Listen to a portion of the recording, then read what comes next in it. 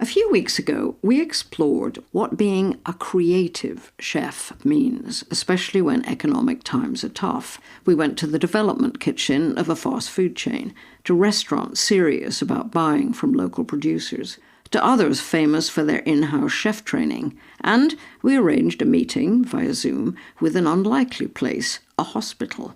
I'd read that Milton Keynes University Hospital in Buckinghamshire had a chef who'd come tops as the Caterer of the Year. What did that mean? My name's Francesco Fiore. Everyone calls me Frank. I work at Milton Keynes Hospital. I'm the Catering Manager here, and I've been here for just nearly 6 years now. My passion is to cook good food. I love making people happy through what they eat every day. I've now recently managed to introduce some scratch cooking for our patients. So we make all our own fresh cooked soups, and the benefit that I can see that it gives patients warms my heart. I've been really passionate about sourcing local suppliers. Now I can use those vegetables to make the soups that we're making for our patients. It makes you use your imagination. If they've pulled up leeks today, what can I cook with a leek? So far, Frank's passion for the freshly pulled leek or cauliflower has its outlet in the hospital restaurant, open to visitors and staff and patients. Everything cooked from scratch. It hasn't replaced the cooked chill meals for patients. They're the mainstays on the wards, but Frank is working on it. Those fresh soups are his first move. Hospital food culture is definitely changing, as we've documented in several food programmes.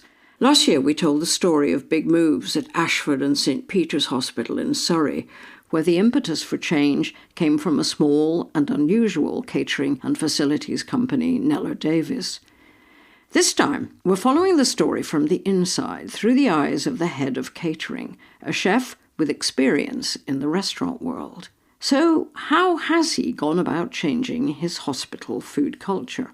What kind of backup does he have? What manoeuvring is necessary to go fresh when budgets are tight and the global catering companies major on economic efficiency? How do you persuade doctors, nurses, managers, cleaners, all the teams that keep a hospital running, that good food matters?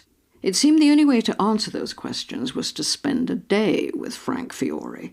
So producer Sophie, Anton and I took the train to Milton Keynes, taxied along the densely tree-lined roads, and we arrived at the hospital early. But Frank had beat us to it. He'd been at work since 7 o'clock, as usual, it turned out, an hour before his shift should start. Frank, this isn't your first NHS job. No, this is my third trust. The first two, I started as a chef. I had been working in London. So I started in a Michelin star restaurant, which was my first job, which was a huge eye-opener and a big learning curve for me, because they were very strict on how you present, how you produce something. It was that way or no way, which I think was amazing because it taught me so many things. And then I spent 4 years working as a pastry chef at Harrods. Again, everything had to be a certain way, and it all had to look the same. And I learned so many skills there. Then I moved to work in Bedford, where I live, and that was my first introduction in working in an NHS hospital. I wasn't quite sure how I was going to adapt to that kind of working because, as most people know, hospital food hasn't got a great reputation. But I was really lucky to work there, I feel, because they had really good standards. All the food was cooked fresh. So, that was the first thing that was like, okay, I'm actually going to get to cook. And I spent, I think it was 11 years there, working my way up to head chef. Coming here in this NHS trust, the role was totally different because I'm not wearing my chef whites. You can't take the chef whites out of me. They're always in there. But I get to make decisions and help influence change. So this is our main restaurant that is open for staff, visitors and patients. I mean, you have a gigantic task. We have created in Britain a junk food culture. We eat more junk food than anyone else in the Western world apart from Americans. And, at the minute you have your back to big refrigerated holders of every soft drink, ultra-processed food in the world. You don't get daunted at what you're faced with. I think everyone has their own personal choice when it comes. I'm trying to change that choice and influence it in a different way.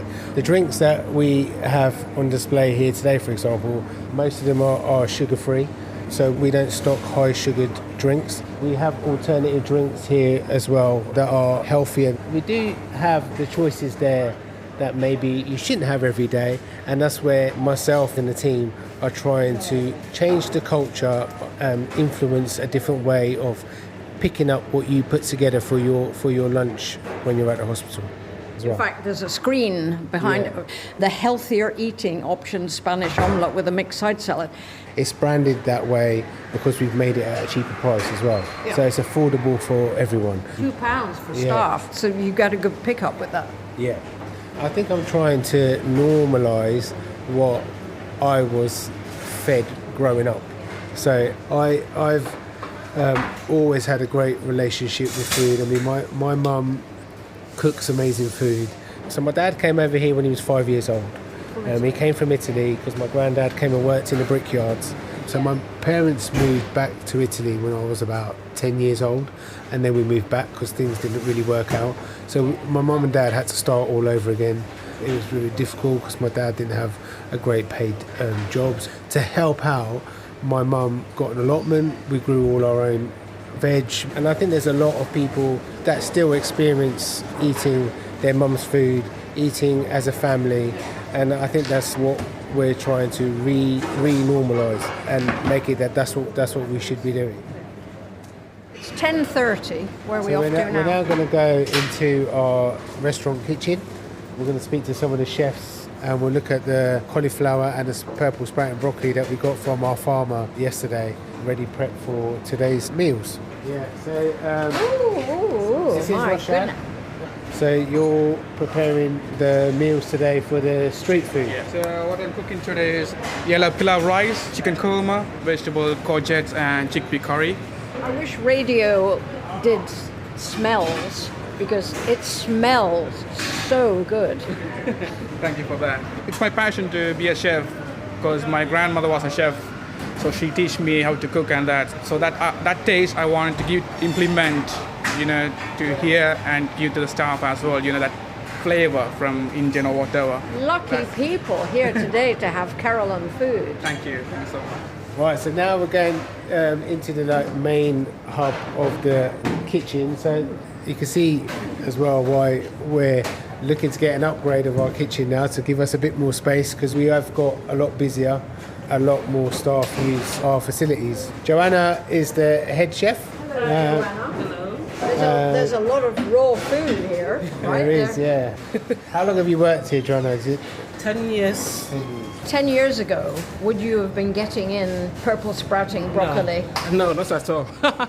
It's been exciting, really exciting. It's very nutritious, healthy for the patients and staff as well. Tell us what you've got.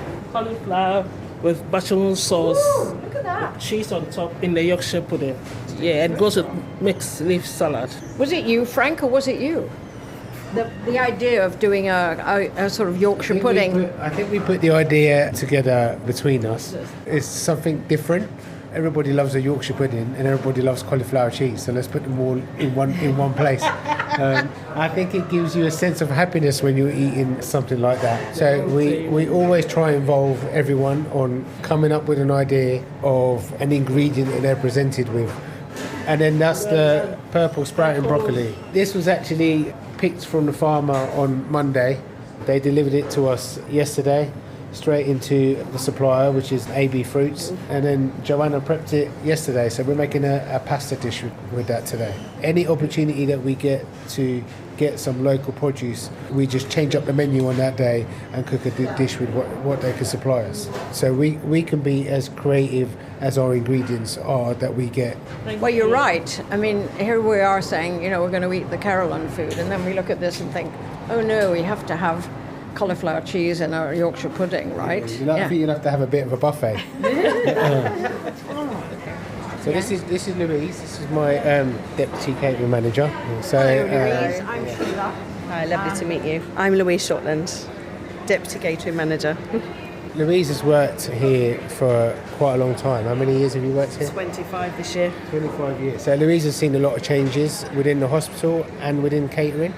Louise has been so fundamental on helping me achieve some of the crazy ideas I come up with. Louise, you were here when Frank joined. Yes. So what was it like before? Very mundane. We did a bulk cook service in our patient kitchen and it was very rinse and repeat. So 2-week cycle menu. Our catering assistants were only seen on the ward for minutes per day to dish up dinners. They weren't known by the ward teams or the patients, and then no one ever saw the caterer. Whereas when Frank came on board, the idea to change it completely, that catering are seen and heard ordering food, interacting with patients, so the turnaround, it was a hard task to do, but it was a brilliant task and it has been the best improvement that we've seen. And then the change in the food as well, going from the 2-week boring cycle, and everything was plain because of allergies, preferences, whereas now having such a big menu, we can accommodate so much now. So it's been, the biggest change. 2021 was a big year and the best year. Frank, we need to be clear that this, what we've been looking at so far, is for the restaurant. You know, this is not patient food. Yeah, what we've been looking at right now this morning is our production of food that we do for the staff, predominantly looking after staff well-being, making sure they've got access to good, nutritious meals that are tasty, affordable. Our biggest meal output in the hospital is obviously patient food, and although we don't have a scratch cook kitchen for our patient meals, they come in from a supplier, they're chilled plated meals, and they're a good solution for a hospital that hasn't got the facilities to have a scratch cook kitchen. And they're very consistent, and it's really important for that consistency to happen with those meals. What we've managed to do, and I managed to introduce, was an element of scratch cooking when it comes to patients' food. So we make all our salads for the patients on site, and now we've introduced fresh soups from scratch. So what made you feel that adding something made freshly here in the kitchen mattered? The fundamentals behind that is that I know that something cooked fresh, and you being able to say where that's come from and who's cooked it is a great thing to tell someone that might not be eating. I think that something being cooked from scratch will encourage people to eat. The stuff that we're cooking today and the cauliflower soup that we'll be making later on for the patients is made from something that was literally still growing on Monday. And the nutrients and the benefits of eating that product are going to be so much better than something that's been sitting on the shelf. My aspiration and dream is to carry on adding to that, whether it be us adding a fortified custard, for example, so we can make that with the same piece of equipment that we've bought to make the soups, to add to our patients' pudding that they're having that day. And we're also looking at introducing a scratch-cooked porridge for breakfast for patients. Well, it's now lunchtime. It's almost 12 o'clock, and the queue is building up. And the first thing when you come in is the street food counter, street food hub, and it is loaded with what you would be pretty thrilled to get if you went to a pretty good Indian restaurant. And then the next part of as you move round, are the cauliflower Yorkshire puds and the Italian broccoli pasta. And it's an enthusiastic crowd. Why have you come in the restaurant for your lunch? Yeah, well, I came up on Facebook or somewhere in the news that the MK Hospital is known for the food. Yeah, we came once, and yeah, it's very reasonably priced. It looks amazing, it tastes amazing. So yeah, we keep coming occasionally to the hospital. Yeah, just for the food, You're having a day out, and you come to the hospital for your lunch. Yeah, pretty much. I mean, look at this. It's amazing. What have you got? Yeah, it's the chicken with flavored rice and salads on the side. It costs probably £6, and so actually I do think that food here is better than in a restaurant. And you've got? I've got sausage and broccoli pasta with roast potatoes. I mean, I must say it does look and smell delicious, doesn't it? Yeah. I'm blown away by the fact that you two have chosen to come here on your day off. Yeah, it's amazing food, honestly. Yeah. We finished our lunch, which was just as good as we thought it would be after being in the kitchens, and we're off to a ward. The line is a lot longer now. It's 12:30. So we're just heading over to Ward 24 now. So at this time of day, I'm normally popping in and out of wards just to see how the staff are getting on with their food service, making sure they've got the right level of support from the ward staff as well, because they help to distribute the food on the ward.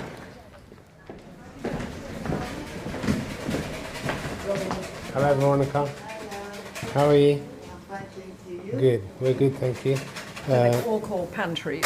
It's a ward pantry. Veronica will have brought up all her meals from our kitchen downstairs in an insulated trolley, and she will have now put all the meals on the trays for the patient, depending on what they've ordered. So we've got a menu slip on each tray. What's that you're about to cook? Fish and chips and mashed peas. So as each meal is cooked, the meal is then taken straight to the patient. So it's not sitting around in a trolley, it's not being reheated in a trolley, it's actually out the microwave, take the temperature, put it on the tray, and then the ward staff take it to the patient. So because the meals are chilled, there's elements on the dish that are raw, so the vegetables are raw. The fish dishes, the fish is raw, so it cooks in the microwave. Each one's got its own specific time to be cooked. And then once Veronica's cooked the meal, she'll remove it from the packaging, make sure it looks okay in terms of cleaning around the plate so it looks presentable, and then it goes to the patient. Hello, you must be Gloria. Hello, I'm Sheila. How are you feeling? I'm okay. Good. I'm getting better. I've been on admission since Sunday because I had my procedure on Sunday till now, and I think What have you ordered for your lunch? wedges and vegetables with chicken cauldron. And I think that has been my favorite. Oh. And the soup. So what do you think of the food here? It's amazing. Is it? Yeah. I mean, food is health, is it? So Yeah, I think that's, I think I agree with because that. once you're going through pain and they bring you some nice dishes, you just have to enjoy it. But I've loved it. I've loved every bit that I've ordered, and we can't thank the chef enough. It's good. Thank you. Thank you. The soup that Gloria had ordered, was that your soup? Yeah, that soup was made this morning by Rajika, who's the lady that makes the soup fresh for the patient at lunchtime. I never thought that I'd end up having facilities here to be able to make fresh soup. But, I asked, can I have this piece of equipment? This is how much it costs, and I got the support to do that. And the benefits have been amazing because the feedback that we got from patients having just a fresh soup. 50% of that lunch was from freshly made. Yeah.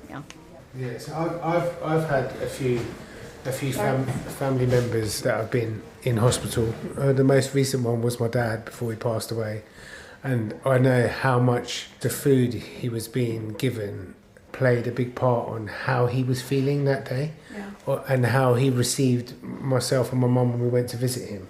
Yeah, so I know how much of an emotion it creates if you don't get the right food, and when you're in a hospital, you feel vulnerable, and you're not comfortable because you don't want to be there. I'm Jenny McHugh. I'm a patient catering supervisor. What do you think about the quality of food here? I think it's amazing. Improved in the last 6 years from what we was doing before. This service now, the food stays hot longer, and the soup is so much better. We used to have the packet soup, so there's 5-6 varieties of soup every week that the patients can try. And how do patients, do they react differently to to this than they did to the packet soups? Yeah, it's gone up in levels massively from the old soup. It's very hot, so be careful. It's a country vegetable that we make down in our kitchen. So it's peppers, celery, onions, carrots, leeks, some beans. There's some beans in there. We shared the recipes with our dietitians, and they tweaked them a little bit to give them a bit more of a higher protein content. And a few more calories, so that if that's all the patient was eating, they're still going to get an amount of protein and nutrients that they need. So it's really good. I mean, it's really good. Yeah. I mean, if you went to a restaurant, you know, which you were paying lots of money for, you'd be pretty thrilled by that soup. Yeah. And we're making 300 portions at a time. I know. That's astounding that you can do that. Well done, Frank. Because if you were in, you know, I can think of, you know, where I was, you know, if I'd been able to have a bowl of soup on the side, boy, would that have made a difference. Yeah. It's amazing. It's absolutely amazing because they're getting the nutritions that they need, aren't they? And they're happier with it, so they don't have to have a 3-course meal. Because a lot of the patients find that if we sort of say, no, you need to eat, if they order a main meal as well, they don't want to waste it, especially the older people. They don't like food waste. So they'll just go for that, and it's enough for them. So, yeah, it benefits them. Jennifer, it must make a huge difference that you talk to patients. Since we took over the food service, this food service that we do now, we didn't have much interaction with the patients before. But because the staff have to take the orders from the patients, they do the tea rounds, they do their water, they get more interaction with the patients now than they did 6 years ago, and the patients are more happier. So because you get more time with them, sometimes they're lonely and they're bored, and I like talking, so it works well for me. Sometimes I might spend too long with a patient, but I think and you see them smile when you walk away. It's a good service, yeah. That soup was special, enriching as we headed into the second part of Frank's day, a long day. One of his regular afternoon jobs is catching up with suppliers, and this afternoon's phone meeting is with Roberto Bosco from AB Fruits. Hello? Hi Roberto, it's Frank from Milton Keynes Hospital. I'll put you on loudspeaker. Hi Frank, you okay? Yeah, I'm good. How are you? Yeah, not bad, thank you. Good. Not bad, thanks. I'm just ringing to catch up. So we had your cauliflower and your purple sprouting broccoli today, which went down really well. How was it? Did you like it? Yeah, we liked it, and the chefs loved cooking with it. Straight from the fields into you in less than, 12 hours? Yeah, we also used the cauliflower for our patient soup for tomorrow, so that's being cooked right now. Do you know if there's anything else coming through next week from Mark at the farm? So the next big thing that Mark's literally on the tip of is our asparagus, which is literally imminent. Okay. So all we're hoping for is just a little bit milder nights, basically, and it's ready to go. So I'm hoping for next week we should have our first Bedfordshire asparagus. Okay, let me know when they become available. One of the first cuts it will be for you, mate, definitely. Well, thank you very much. But in the meantime, he's still got, like I said, plenty of that lovely purple sprouting broccoli. Okay, yeah. Maybe a bit of spring green coming the week after. Okay. As that starts. You had the round shallots from our guy over in Chicksands there. Yeah, we made the patient patient soup with those, so that was good. Yeah. Yeah. We have some beetroots that we're pulling off grower over in Biggleswade. Okay, that's fantastic. Okay, well we'll catch up next week and see what we can get in, and then I'll quiz my chefs on what they're going to cook with it. Yeah. Okay, but I'll let you know if you start hearing from Mark on before you sign off, hello, it's Sheila Dillon here from the food programme on BBC Radio 4, and we're spending the day with Frank at the hospital. And we just wanted to get a sense of what difference does it make to your business and to the business of the farmers, the farmers where you got the purple sprouting broccoli and the cauliflower, to have someone like Frank taking your food or your ingredients on a regular basis? By Frank supporting us as a business, we support Mark as a business, and it has that chain effect that we're supporting the local economy. So it's very important for Frank to support his business by buying fresh local vegetables from a local supplier, which is supporting local farmers. I mean, it's fascinating because we've been to places, especially in the southwest, where they've found it almost impossible to do what you and Frank have managed to pull together. They've got so bogged down in bureaucracy and rules that it just hasn't worked, and yet here you are, as you say, supporting the local economy. That's right, and it can happen if people want it to happen. Yes, there is plenty of that bureaucracy around supplying the NHS or any sort of government businesses and so on, and that unless you're a big player in food service, it is very difficult to support certain contracts. But thankfully, by the support of Frank and his passion for what he does, He's allowed it to happen and given us the opportunities to make sure that businesses like ours can supply the NHS and can supply the NHS with local produce, more importantly, and keep that supply chain as minimal as possible. It's very heartening because, we've made a lot of programs recently, looking at, that report last year about having secure food supplies. What you're talking about a local food network, really, aren't you? Well, the local food network protects you from them things as well. Frank will tell you, and many other of my hospitals and care homes that we supply, when COVID hit us, we were a supply chain that was there for them locally and made sure it still happened. When the big food service companies couldn't deliver or couldn't supply, we ensured we made literally 99% of our deliveries and with what they needed to ensure the patients of hospitals and care homes, which doesn't switch off at any time, it's 52 weeks of the year, and under whatever's going on around us, whether it's war or COVID or whatever, they still need to be fed. By using a local supply chain, we still ensure that happens, and thankfully even now, touch wood, with what's going on around us again now, we feel quite strong we'll still be able to maintain them levels of service to ensure the hospitals and the patients still get fed. Well, it was a pleasure to speak to you, and thank you for letting us interrupt your conversation. Not at all. Thank you very much. It's been a pleasure to talk to you. All right. Bye-bye. Thank you very much. Have a nice evening. Yeah, you too. Thank you. Take care. Bye. Bye-bye. Bye. So one of the great things about my job is I get to work with the dietetic team, and it's also brought me to work really closely with a consultant.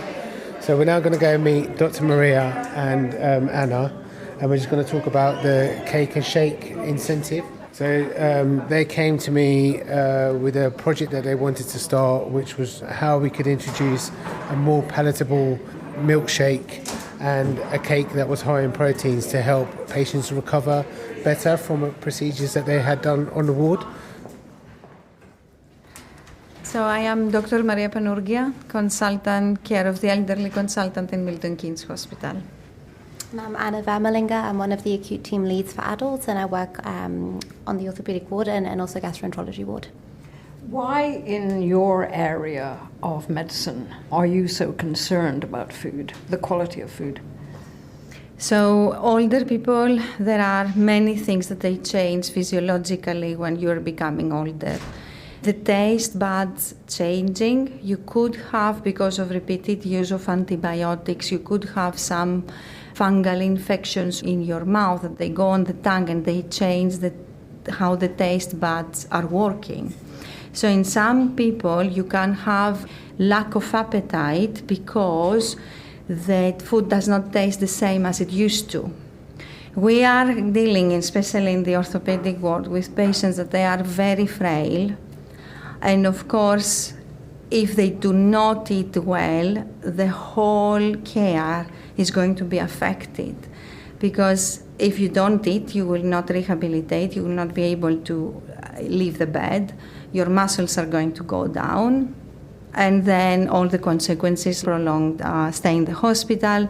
They also need additional calcium, vitamin C, D, K as part of their recovery with a fractured neck of femur. A lot of patients on the ward weren't always taking these prescribable drinks we were providing for them as part of the recovery, and there came the cake and shake project idea, where we looked at perhaps alternative drinks that could be more palatable, that could be easier to provide. These drinks, they don't like them. They can be over sweet. We were throwing a lot of these in the bin. So we arranged with a meeting, the three of us, and I met Frank then the first time.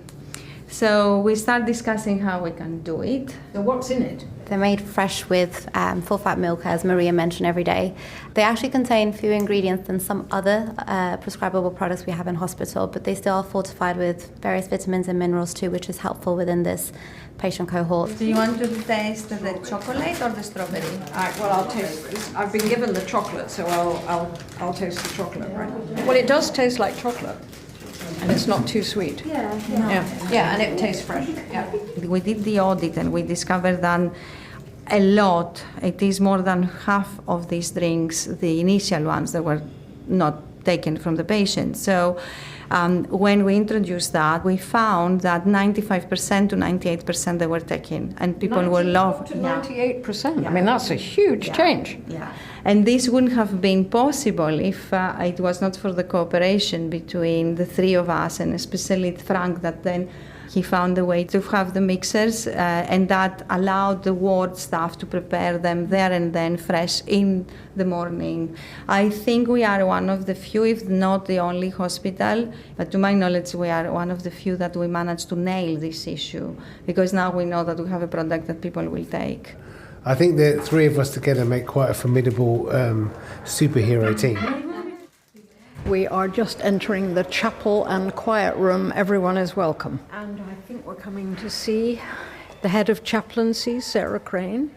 All right, come in. Hello, Sarah. I'm Sheila Dillon. Hello, very nice to meet you.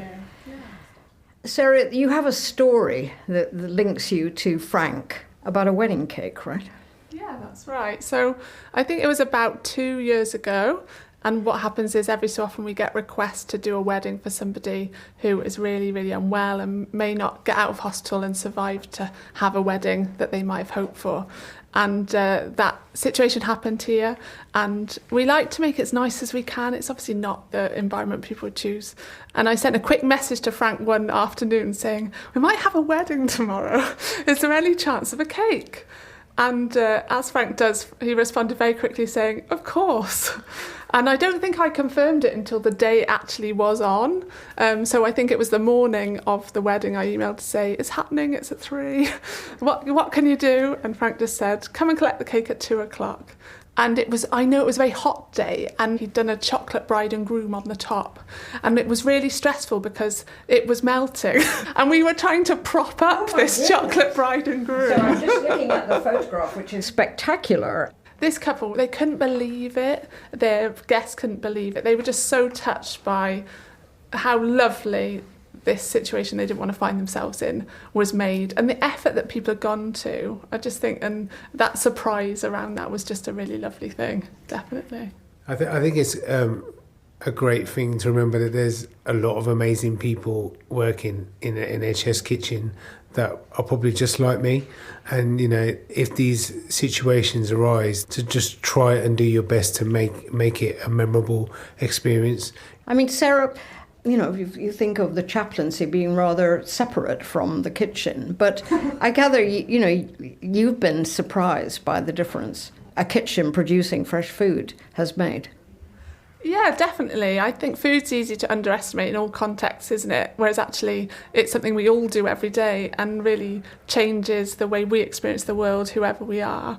I love food, I love to eat, so I'm delighted to see a catering service that's becoming more focused on fresh food, local food. We need to do that. We're not just machines trying to get better or trying to be fixed. And what we eat is so much more than just basic nourishment, isn't it? It's about how we value ourselves and the way we nourish ourselves as a much broader thing. So I think that is really important. We could use that as the sort of food programme. What do people have? They have mantras, don't they? Well, that could be the food programme mantra. Hi, I'm Joe. Hello, Joe. I'm Sheila. Sitting in a far corner, thank you very much, I got some water, with the chief executive of this NHS Trust. And you are Joe, I don't know your second name. Tell us your name. My name is Joe Harrison, and I'm delighted to say I've been the chief executive here for just over 13 years. And you were here when Frank arrived, of course, weren't you? I was here. The reason I'm smiling, that your listeners can't see, is because I used to work with Frank when I was the chief executive of Bedford Hospital, where Frank was previously. And I saw what he had done at Bedford, and it was amazing there. When you say it was amazing, what was it that amazed you? If Frank was asked what his ideal kitchen would be, it would be to do all preparation on site with all fresh food. He was able to do that at Bedford, and we know that if it's prepared on site with locally produced food, it's better. We can't quite give him that here because it's a bigger hospital. Because of the space, absolutely. ideally would want to do that.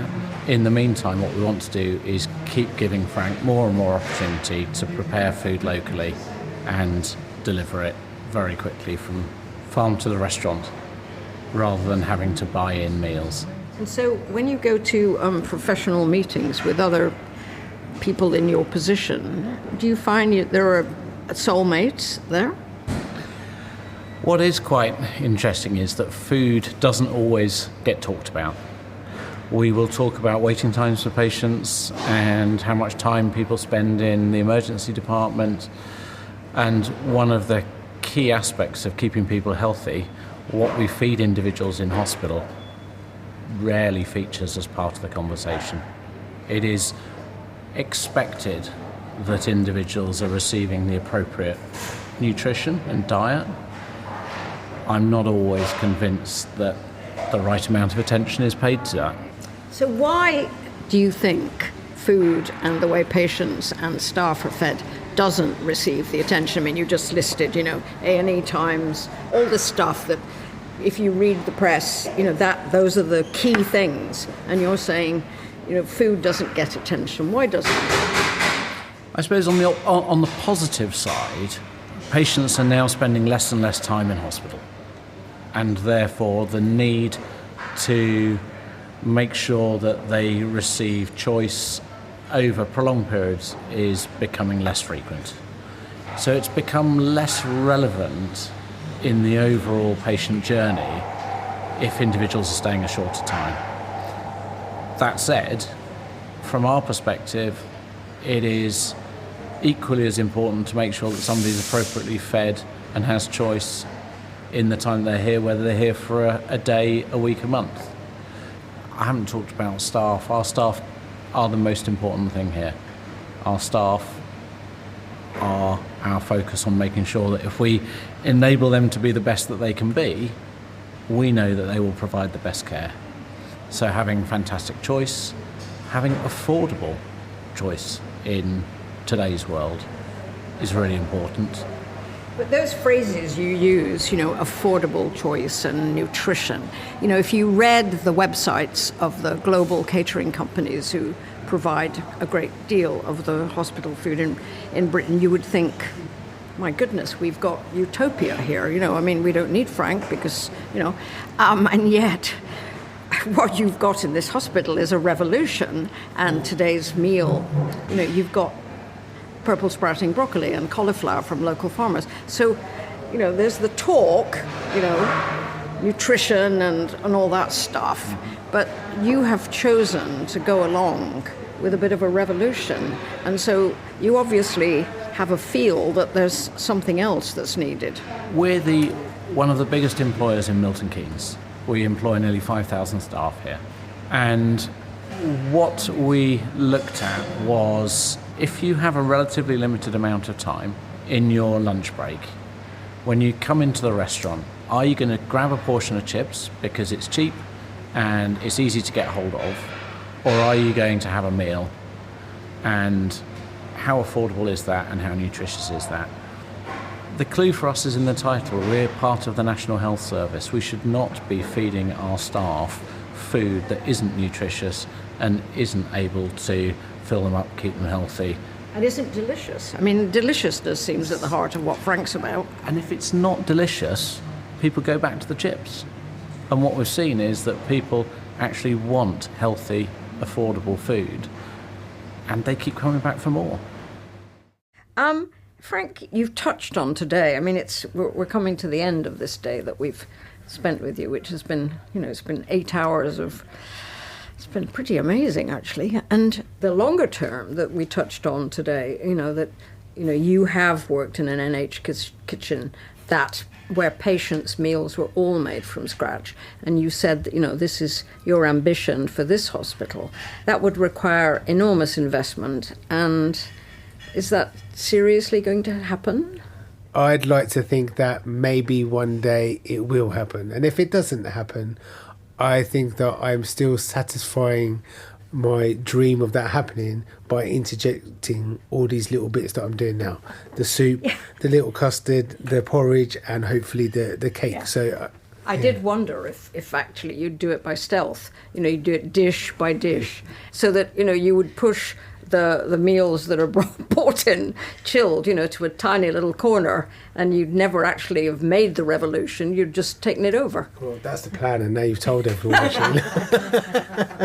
Let's see if I'm able to achieve it. I think he'll do it. You couldn't eat a bowl of his soup freshly made from those freshly picked veg, and that's just one of the ways Frank's cooking supports the local economy, and take bets against him. Frank Fiore is special, working in a hospital where there's a strong sense that good food matters.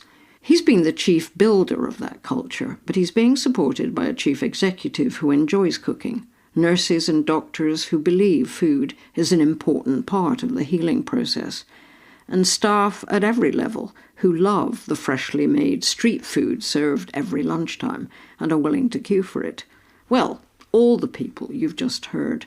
Perhaps there'd be a lot more Frank Fiores if more NHS trusts could see what we've seen today, the measurable value of taking food more seriously. It's a long day, but I've enjoyed every second of it.